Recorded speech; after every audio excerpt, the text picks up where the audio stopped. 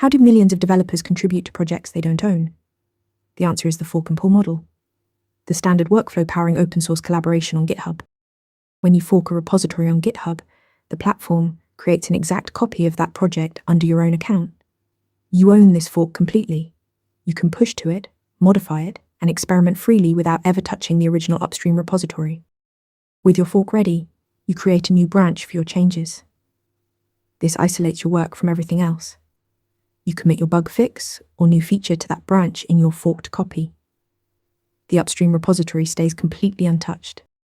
Once your changes are ready, you open a pull request from your fork's branch to the original repository. This is your formal proposal. Hey maintainers, please merge these changes. The project maintainers review your code, leave comments, request revisions, or approve it. Only they can merge it into the upstream project.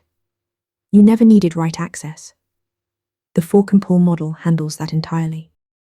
Fork, branch, commit, pull request, review, merge. That is the fork and pull model. Try it on your next open source contribution. Ready to practice for your next interview? Interview Mentor lets you answer real questions just like this one. After each answer, you get a detailed grade and personalized tips to improve. Watch your scores climb as you keep practicing.